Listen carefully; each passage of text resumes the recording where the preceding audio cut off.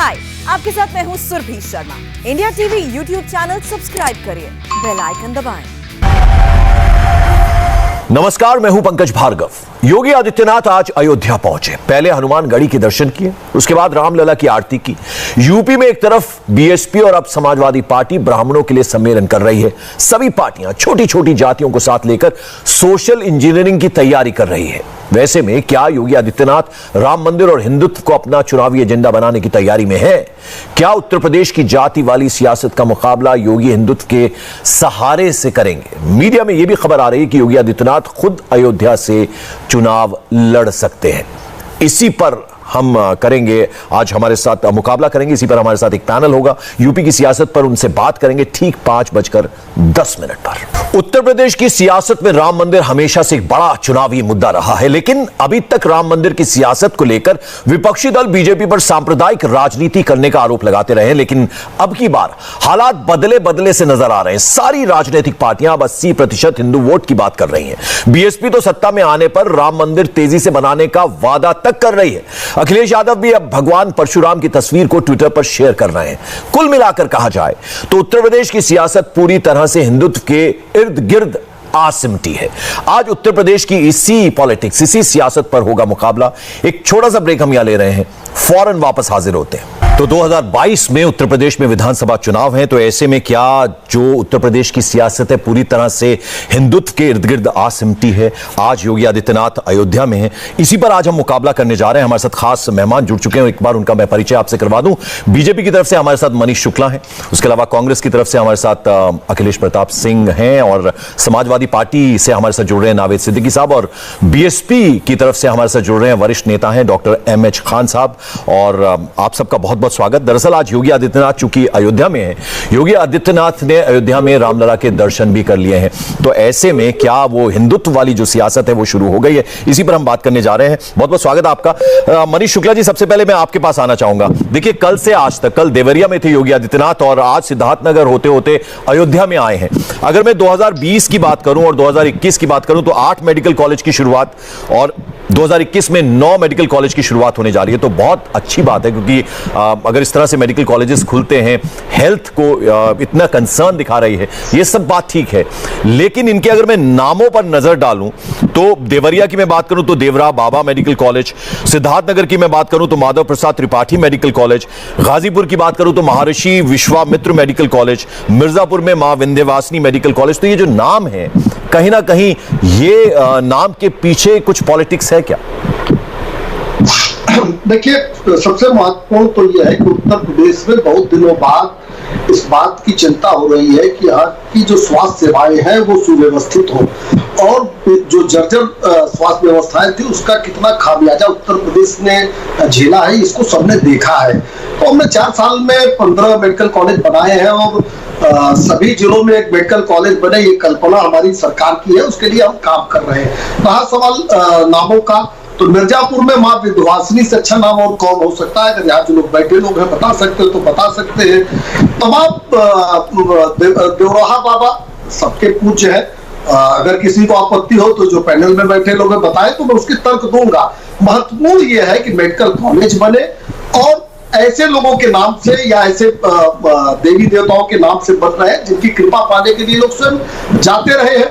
तो चिकित्सा स्वास्थ्य के क्षेत्र में और सेवा के क्षेत्र में ऐसे नाम रखने चाहिए कि जिसको पढ़ने मात्र से लोगों को प्रेरणा मिले, लोगों को अनुभूति हो कि हम ऐसे जगह पे जा रहे हैं जहां से हमको स्वास्थ्य लाभ मिलेगा। अखिलेश प्रताप सिंह जी, जरा आप इस पर कुछ रोशनी डालेंगे। जो नाम मेडिकल कॉलेजेस के रखे गए हैं, आप वो कह रहे हैं कि अगर किसी को एतराज हो तो वो अपनी बात कहें। हम पहले शुरुआत करते हैं। हम देख रहे हैं टीवी पे आदरणीय मुख्यमंत्री जी अयोध्या में पूजा अर्चना कर रहे हैं।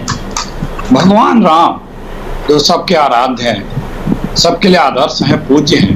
भाजपाइयों के अलावा मैं बात कर रहा हूँ, क्योंकि अगर भाजपाइयों को आराध्य और पूज्य होते भगवान राम, तो जो राम जन्मभूमि के भगवान के जिसे भगवान राम विराजेंगे उसका पैसा खा जाते हैं, और उत्तर प्रदेश की सरकार, उसका गृह सचिव और वहां का डीएम उस ट्रस्ट में ट्रस्टी है। कम से कम मुख्यमंत्री जी को वहां जाने के पहले उसके निष्पक्ष जांच के आदेश तो एक उच्च स्तरीय जांच के आदेश तो के लिए रिफर तो कर ही देना चाहिए था चीफ जस्टिस ऑफ इंडिया को। तो ये जो लोग पैसे खा रहे हैं चंदे के, कल चढ़ावे के खाएंगे। ये भगवान में आस्था नहीं रखते हैं। उनके जमीन में किस तरह से घोटाला किया, सारे दस्तावेज सबूत है, कुछ बताने की आवश्यकता नहीं है। तो क्या इस तरह के भ्रष्टाचार की नींव पे निर्मित किसी मंदिर में हम भगवान राम को विराजवाएंगे? कभी नहीं। इसकी जांच ये नहीं कर रहे हैं, आगे होगी। और भगवान राम के नाम पे लोगों के श्रद्धा, करोड़ों करोड़ श्रद्धालुओं द्वारा दी गई जो रकम है, उसमें जिन लोगों ने लूट खसोट की है, उसके चेयरमैन खुद कहते हैं। ठीक है सर, आप जरा मेरे सवाल पे भी आ जाइए। पूछा नहीं जाता है। आप सुनिए, अब दूसरी बात, ये जो मेडिकल कॉलेज की बात कर रहे हैं, ये जो मेडिकल कॉलेज की 2013 में कांग्रेस की सरकार ने भारत में जब थी तो एक पॉलिसी लाई थी कि पूरे हिंदुस्तान में 3 लोकसभा सीटों के बीच में एक मेडिकल कॉलेज, पूरे देश में 126 मेडिकल कॉलेज बनाए जाएंगे और हर साल 3 मेडिकल कॉलेज यूपी को मिलेंगे और उसमें 60% शेयर जो भी कास्ट आएगी उसकी केंद्र सरकार देगी, 40% शेयर स्टेट गवर्नमेंट देगी। और जो बैकवर्ड स्टेट हैं या जो नॉर्थ स्टेट के हैं उसमें 90% शेयर केंद्र सरकार देगी, 10% स्टेट गवर्नमेंट देगी। ये मेडिकल कॉलेजेस कई 2 साल पहले ही बन जाने चाहिए थे। हर साल 3-4। सर अखिलेश सर, जरा मैं आपको यहाँ 1 मिनट रोकूंगा। अखिलेश जी जरा 1 मिनट मेरी बात सुन लीजिए। मैं बाकी दोनों मेहमानों के पास भी जाना चाहूंगा, लेकिन मैं जरा आपको देखिए, मैं नंबर्स पे चल रहा हूं। 1947 से लेकर 2016 तक 12 मेडिकल कॉलेज बने यूपी में, और ये 2020 और 21 में अगर मैं बात करूं, 8 मेडिकल कॉलेज 2020 में और 9 मेडिकल कॉलेज 2021 में, यानी 17 1 साल के अंदर अंदर। तो देखिए डिफरेंस है ना। ये आप रुक जाइए, मैंने क्या कहा कि एक भारत सरकार ने पॉलिसी बनाई पूरे देश में 126 मेडिकल कॉलेजों को डिस्ट्रिक्ट हॉस्पिटल को अपग्रेड करके, जहां पे 350 बेड है, 3 लोकसभा के बीच में एक। हाँ। ये बाकायदे पॉलिसी बनाई। अब सुनिए, ये पहले बन जाने चाहिए थे। इन्होंने तो अपने मैनिफेस्टो में लिखा है कि हम यूपी में 6 मेडिकल एम्स बनाएंगे। ठीक, जो कांग्रेस के समय स्वीकृत एम्स गोरखपुर। सर मैं इस पर डिटेल में आपसे पूछूंगा जरा। नाम पर कोई एतराज है आपको? नामों पर एतराज है कोई? वो इस सरकार को नाम रखने में ज्यादा अच्छा लगता है, रखे, हमें कोई उसमें आपत्ति नहीं है। लेकिन ये जो मेडिकल कॉलेजेज आज से 2 साल पहले बन जाने चाहिए थे, वो मेडिकल कॉलेज अभी भी कंप्लीट नहीं हुए, अब होने जा रहे हैं, और भी पूर्ण रूपेण नहीं। ठीक, पूर्ण रूपेण नहीं। ठीक, तो ये इनकी कोई देन नहीं है, इसमें पूरे देश में बन रहा है। ठीक है, इनकी कोई देन नहीं है, इनकी कोई देन। मनीष जी 1 मिनट, मैं जरा पहले सब मेहमानों के पास चला जाऊं। ठीक है, आपने सुन ली इनकी बात, मैं आपके पास आऊंगा। देखिए आप और भी जो गेस्ट हैं वो भी अपनी बात रखेंगे, फिर मैं आपके पास जवाब लेने के लिए आऊंगा। अब जरा डॉक्टर खान, मैं आपके पास आना चाहूंगा। देखिए सतीश चंद्र मिश्रा जी अब से 2 रोज पहले अयोध्या में पहुंचे थे, तो उन्होंने कहा कि ब्राह्मणों का एनकाउंटर हुआ, बदले का वक्त है। उन्होंने कहा कि भगवान राम सबके हैं, किसी की अपनी बपौती नहीं है। तमाम तरह की बातें कि अयोध्या क्या बीजेपी की ठेकेदारी है उस पर, ये तमाम बातें। तो अब कहीं ना कहीं वो हिंदुत्व वाली बात और वो सोशल इंजीनियरिंग जिसके बेसिस पे पहले मायावती जी ने सरकार बनाई थी, अब क्या फिर भगवान राम की याद आ गई है? इस तरह के रखा है। नहीं, भगवान राम कभी भूले ही नहीं थे। आप देखिए जनमानस में भगवान राम का नाम कौन भूल रहा है? कोई नहीं भूल रहा है। और हमारे धर्म में, इस्लाम में तो कहा गया है किसी के खुदाओं को बुरा ना कहो। हम भी बुरा नहीं कहते, हम भी उनका सम्मान करते हैं, पुरुषोत्तम भगवान कहते हैं। सबरी के झूठे बेर खाए उन्होंने, या योगी आदित्यनाथ जी किसी दलित के वहाँ जाके झूठे बेर खा लेंगे? नहीं कर पाएंगे। देखिए सवाल इस बात का है ना, ये सतीश चंद्र मिश्रा के जाने का मतलब हुआ कि योगी आदित्यनाथ जी भागे भागे गए कि ऐसा ना हो तो सारा मामला तो बिगड़ा जा रहा है, जल्दी से पहुंचो, पूजा अर्चना करो। अरे भाई 30 फुट की 25-40 फुट की गोरखनाथ मंदिर में भगवान राम की मूर्ति लगवा देते। ये सब काम नहीं है। देखिए अब चुनाव आ गया है, अब चुनाव में अभी राजनीति करेंगे। योगी आदित्यनाथ जी को कुछ दूसरा नहीं सोचता है, सिर्फ ये हिंदू मुसलमान नहीं। आप राजनीति नहीं कर रहे, आप अयोध्या पहुंच गए ठीक चुनाव से पहले, आप राजनीति नहीं कर रहे।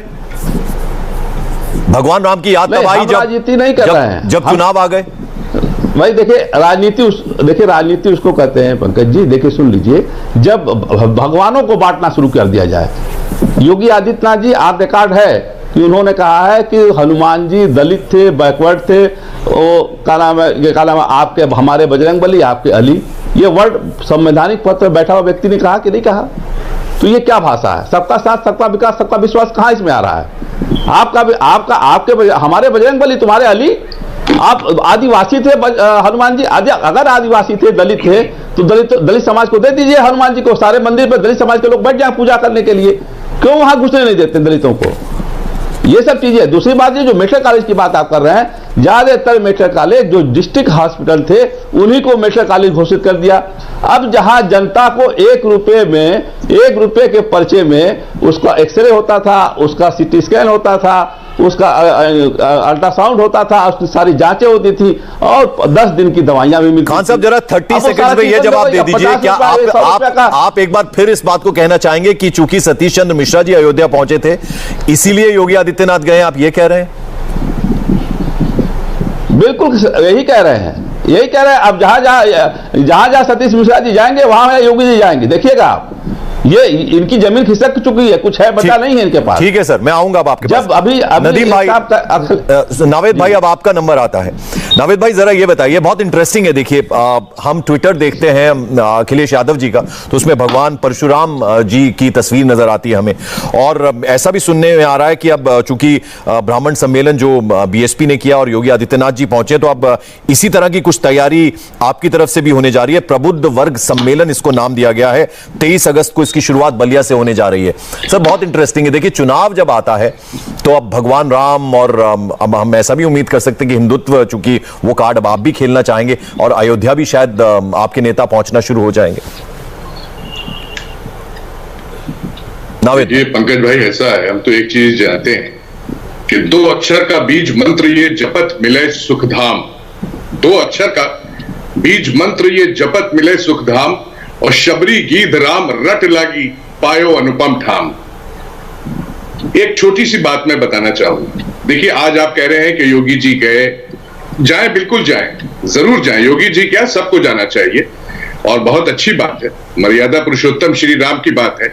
शबरी ने बेर को झूठा इसलिए किया था पंकज भाई, क्योंकि मासूमियत वो ये चाहती थी कि हम बेर चक्कर ये देख लें कि कहीं बेर खट्टे तो नहीं है, कि जब हम अपने भगवान को ये बेर खिलाएंगे तो कहीं ऐसा ना हो कि कड़वे बेर वो खाएं और उन्हें अच्छा ना लगे।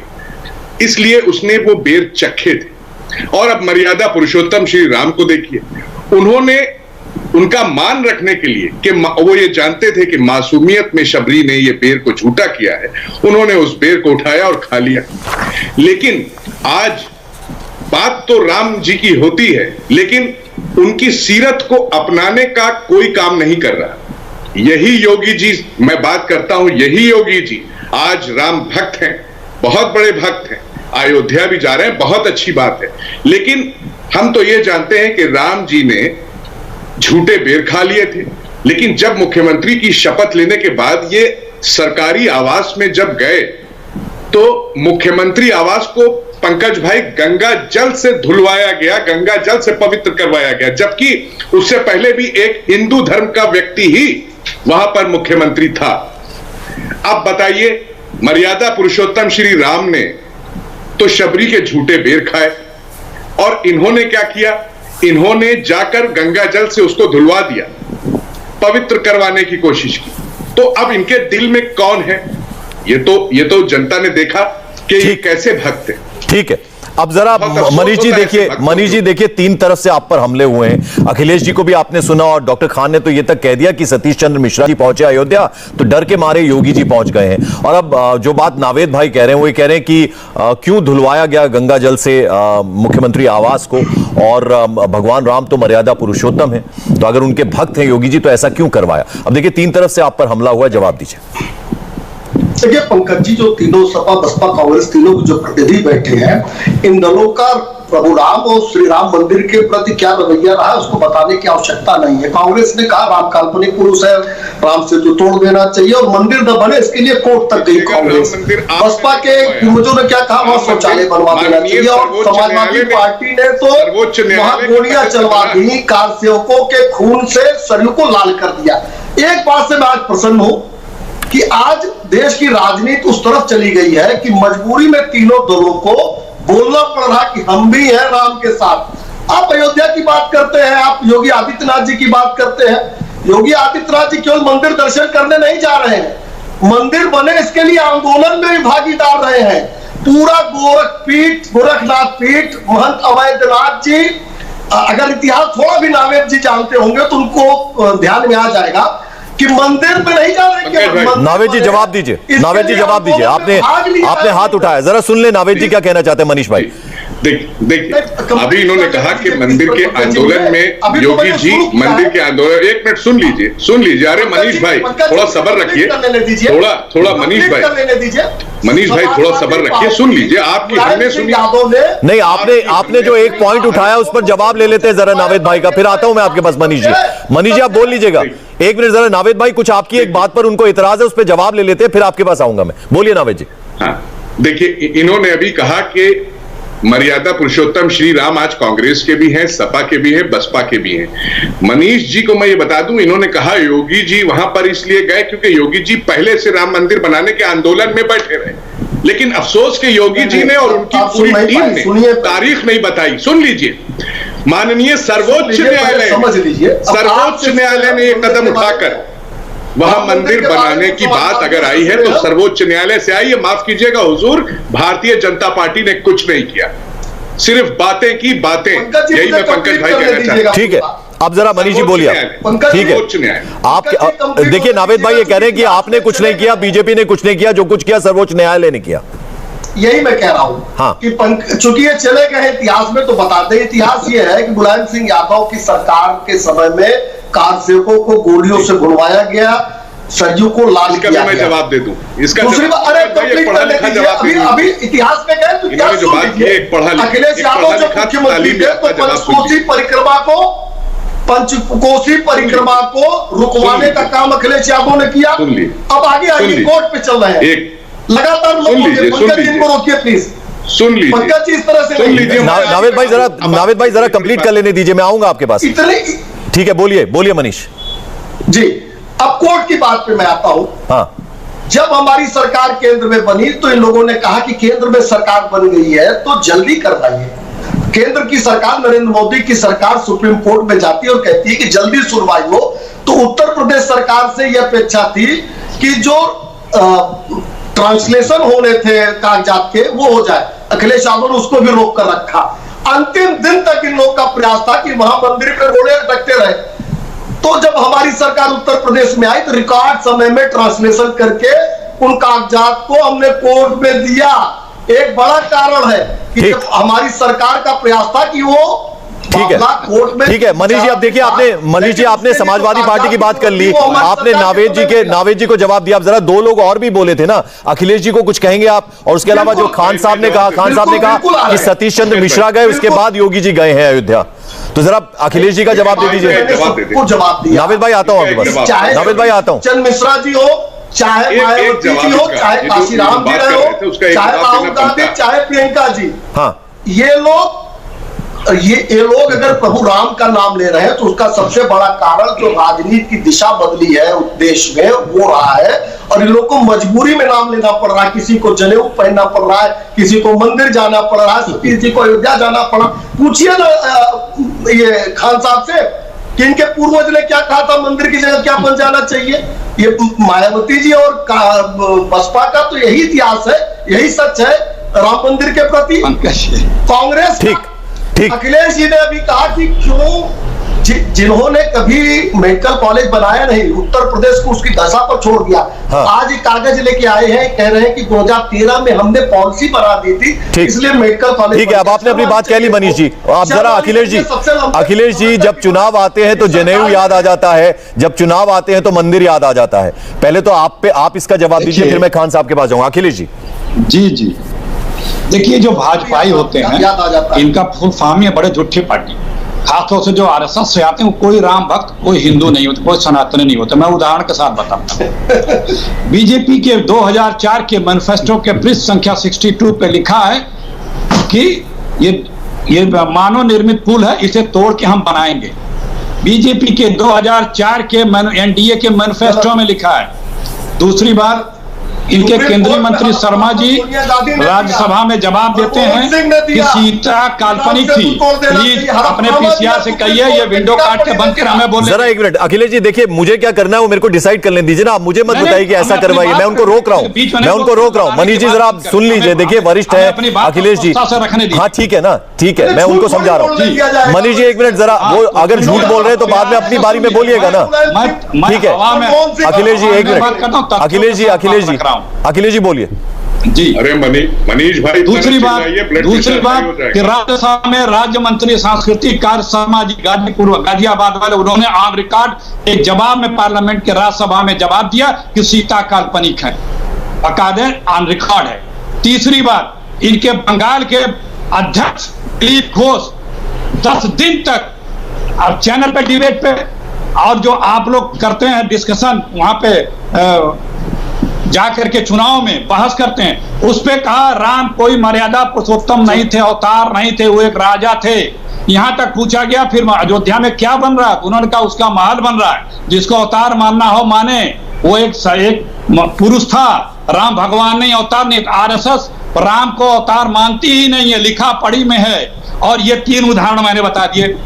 अब ये जो देखिए, मैं पार्लियामेंट का ये अखिलेश जी, शायद मनीष जी आपसे ये भी पूछना चाह रहे हैं कि राहुल गांधी और प्रियंका गांधी कब जा रहे हैं अयोध्या? सुन तो लीजिए जनाब, हमारे दिलों में बसते हैं, दिखाने के लिए नहीं। अयोध्या में चंदा खाने वाले ये हमसे क्या बात करेंगे? मैं उदाहरण के साथ बात करता हूं। अब तक ये पार्लियामेंट का प्रोसीडिंग है, जवाब है, कहिए तो पढ़ के सुना दो। 10-20 पन्ने हैं। पहले फेज में यूपी में किस किस मेडिकल कॉलेज को कितने पैसे मिले वो भी कहिए, बता दूं। नहीं आप जो सवाल पूछना चाह रहे हैं मनीष जी, वो तो जवाब दे दीजिए ना। प्रियंका जी और राहुल जी कब जा रहे हैं अयोध्या? ये प्रभु राम, और मैंने कहा हमारे दिलों में बसते हैं। जो काम की बात सुनिए, अयोध्या ये तो मंदिर बनने जा रहा है। जो मुख्यमंत्री हैं उन्हें अपनी रोजी रोजगार कानून व्यवस्था उसकी बात हमारे लिए आस्था का विषय भगवान राम, हमारे लिए तिजारत का विषय नहीं है। ये बीजेपी के भगवान राम तिजारत का विषय। ये देखिए, मैं आ रहा हूँ नावेद भाई, आ रहा हूँ आपके पास। पार्लियामेंट ठीक है, मैं बहुत देर से खान साहब के पास नहीं गया। खान साहब जरा इसमें कुछ ऐड करना चाहेंगे आप? फिर मैं जाऊं मनीष जी से जवाब लूं नावेद भाई के पास। खान साहब। हाँ जी, देखिए मैं कह रहा था अभी, मनीष शुक्ला जी कह रहे थे कि जल्दी से जल्दी हमने ट्रांसलेट करा के सुप्रीम कोर्ट में जमा कर दिया दस्तावेज। हाँ। तो सुप्रीम कोर्ट ने कहा क्या, ये इनको पढ़ के आना चाहिए, हवा में नहीं बैठना चाहिए। सुप्रीम कोर्ट ने कहा न मुस्लिम पक्ष के पास कोई सबूत है, न हिंदू पक्ष के पास कोई सबूत है। मैं अपने जो 142 धारा आती है उसके अंतर्गत फैसला सुना रहा हूं। मनीष जी से कहिए कुछ पढ़ लिख के आया करें, जल्दी ट्रांसलेट कर, जल्दी ट्रांसलेट, इससे थोड़ा हुआ है। और फिर सुप्रीम कोर्ट ने सरकार से कहा कि ट्रस्ट बनाइए, और ट्रस्ट वालों को कहा कि अब ट्रस्ट में देखिए बेईमानी कर दिया इन्होंने जितने बेईमान थे सबको इकट्ठा कर दिया। खान साहब देखिए, एतराज किस बात पे होता है ना, देखिए जो सबको इकट्ठा कर दिया। खान साहब, जो जग जाहिर बात है वो ये है कि सतीश चंद्र मिश्रा जी 23 तारीख को जब अयोध्या गए तो उन्होंने कहा कि हम दिखावे की पंडिताई नहीं करते और हम जन्म से ब्राह्मण हैं। ये बात ठीक है, लेकिन ये 5 सालों में तब याद आती है बात जब चुनाव सर पर आ जाते हैं, उस बात से एतराज है। नहीं, क्या 5 साल के पहले सतीश चंद्र मिश्रा जी ने कह दिया सतीश खान है या सतीश लोधी है? ये कह दिया क्या? उनकी बिरादरी खत्म हो गई क्या? ब्राह्मण है वो, और बड़े उच्च कोटि के ब्राह्मण है वो। जाएंगे इन्हें क्यों नहीं जाएंगे? जब उनको मौका मिलेगा तब जाएंगे। जब ये काम करेंगे ये लोग, जब भारतीय जनता पार्टी बिखराव की बात करेगी, जब भारतीय जनता पार्टी बजरंग बली हमारे अली तुम्हारे जब करेंगे तो तुम डाल नहीं। पर ऐसे में योगी जी की भी जब इच्छा करेगी वो जाएंगे, वो किसी से पूछ के तो नहीं जाएंगे ना, वो भी उनकी जब इच्छा करेगी वो जाएंगे। हाँ, तो उससे एतराज क्यों? तो फिर सवाल उठता है। कल मिश्रा जी गए, आज योगी जी गए, हम तो मजबूर कर दिए योगी जी को जाने के लिए। देते हैं आप लोग। ठीक है, तो मजबूर कर दिए योगी जी को जाने के लिए। नावेद भाई आप कुछ कहना चाहेंगे इस पे? देखिए, योगी आदित्यनाथ का जब मन हो जाएंगे अयोध्या, उसमें क्या एतराज हो सकता है किसी को?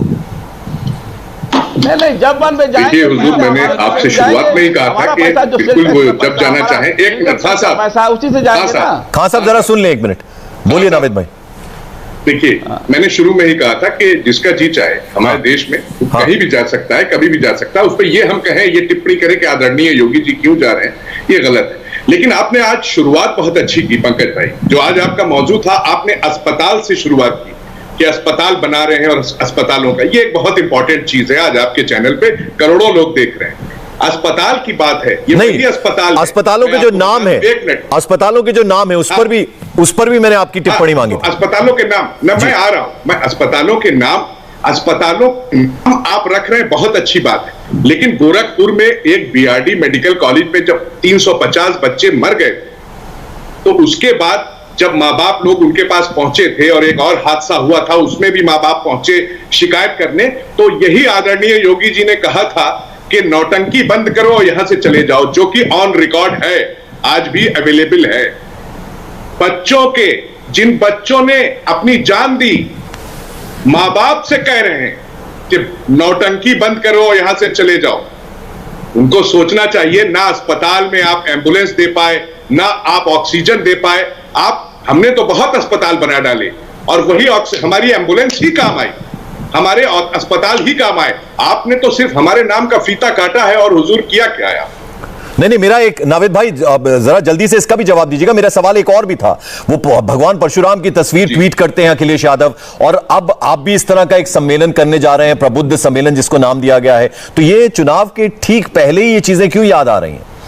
यानी कहीं ना कहीं वो हिंदुत्व वाला कार्ड और वो ब्राह्मणवाद और वो तमाम चीजें आपकी पार्टी भी करने जा रही है। सुनिए, इसलिए याद आ रही है क्योंकि बहुत खूबसूरत बात है पंकज भाई। हर रंग के फूल हैं यहाँ गुलशन ये हमारा, इसको लहू से सींच के हमने है संवारा, है हमको शहीदों की कसम इसको बचाना, लुट जाए ना फिर से कहीं अनमोल खजाना, राहे वतन में बढ़ते कदम रुक ना सकेंगे, हम एक थे, हम एक हैं, हम एक रहेंगे। और हयात लेके चलो, कायनात लेके चलो, चलो तो सारे जमाने को साथ लेके चलो। हम तो साथ लेके चलने वाले हैं, सबको साथ लेके चलते हैं। मनीष जी जवाब दीजिए। एक की बात नहीं कर, मनीष जी आपने तीनों को सुना, जरा जवाब दीजिए। देखिए पंकज जी, अगर राम मंदिर पे भगवान की बात हो रही है तो इन तीनों का सच पूरी जनता जानती है, उत्तर प्रदेश और देश जानता है।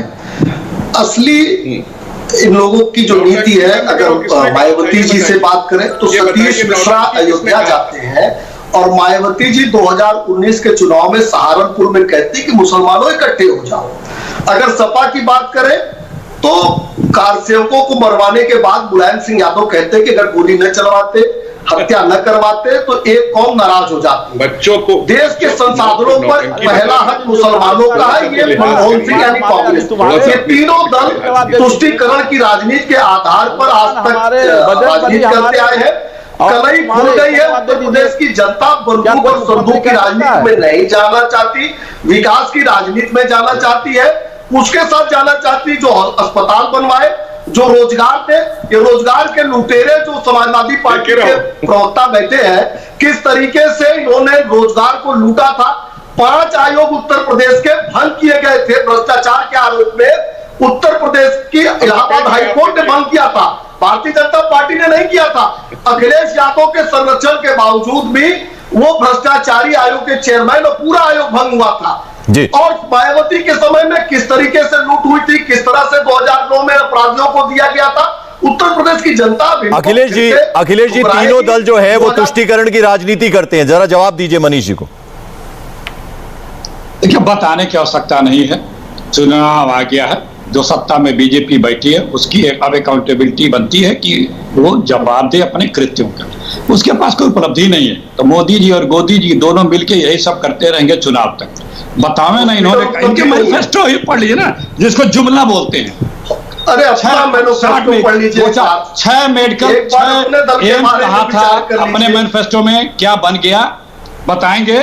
6 फूड पार्क कहा था, बताएंगे, एक भी नहीं बात। सिर्फ जुमले सुना रहा हूं जो इनके मैनिफेस्टो के जुमले हैं। 6 IT पार्क, ये जुमला, और 10 अंतरराष्ट्रीय विद्यालय, एक जुमला। हर जिले में इंजीनियरिंग कॉलेज। नहीं, बात राम मंदिर की हो रही थी अखिलेश जी, तो जो डेट भी दी गई और अब मंदिर बन के भी तैयार हो जाएगा। आप तो वहीं मंदिर बनकर भी तैयार हो जाएगा। सुनिए अखिलेश जी, इसका भी जवाब दीजिए ना। जो बैठा है उसकी, यही तो हम नहीं जाने देंगे। हम लाएंगे अकाउंटेबिलिटी भी सरकार की। मोदी गोदी दोनों को हम नहीं जाने देंगे इस साजिश में। हम इस प्रदेश की जनता को नहीं फंसने देंगे। वो जो 5 साल तुम जो वादे करके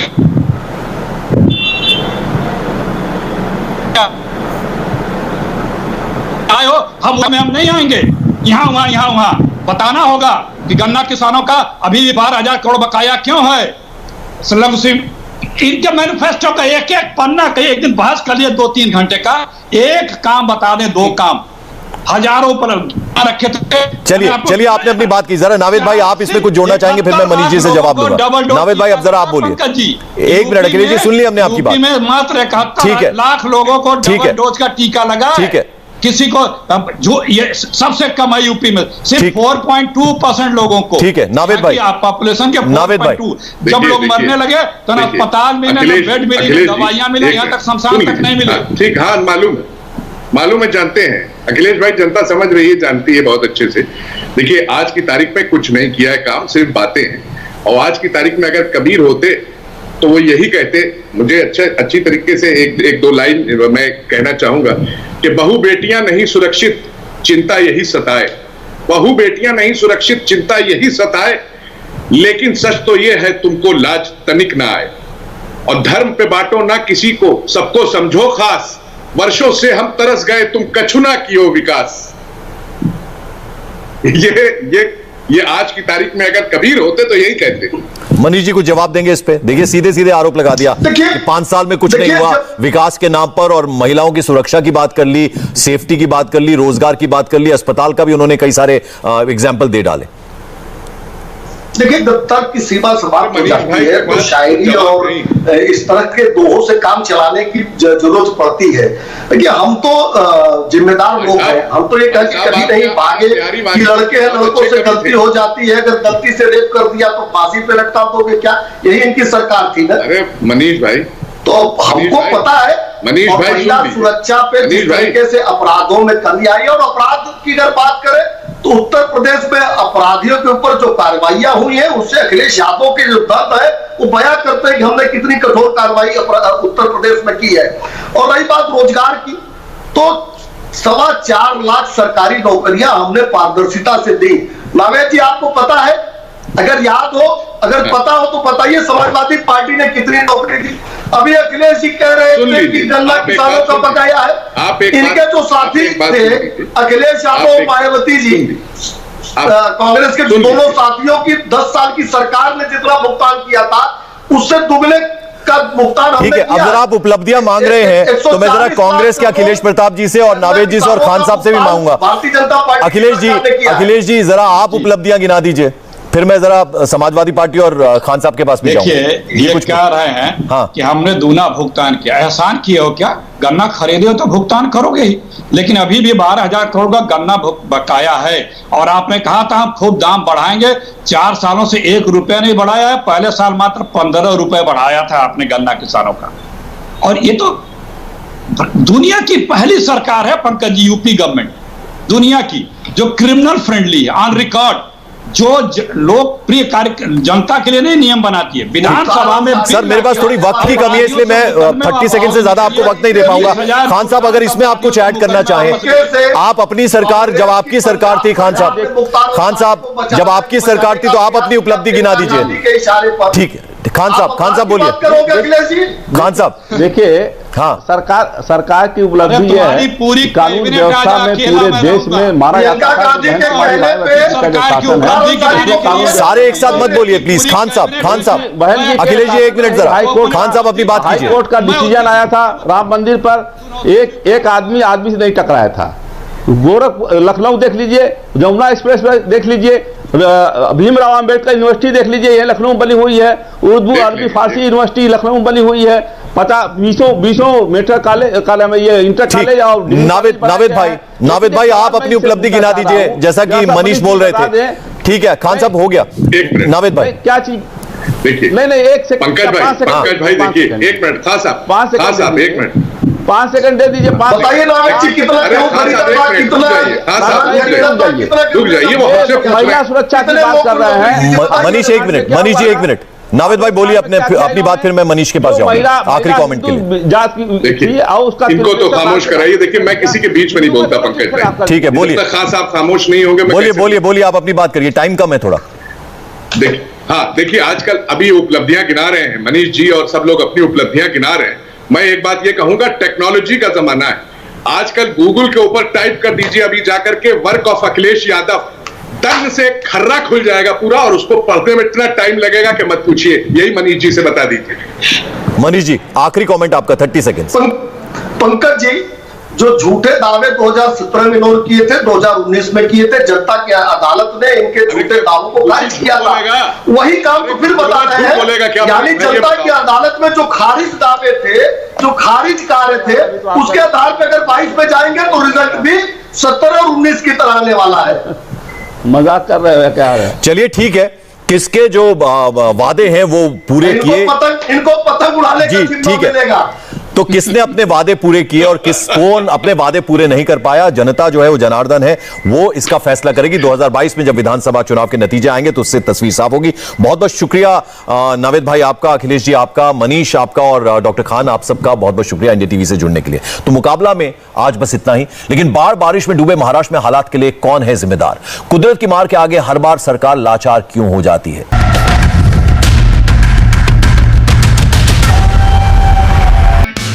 हाय, आई एम सुरभि शर्मा। खबरों से अपडेट रहने के लिए India TV YouTube channel subscribe करिए, साथ में बेल आइकन जरूर दबाएं। जुड़े रहें इंडिया टीवी के साथ।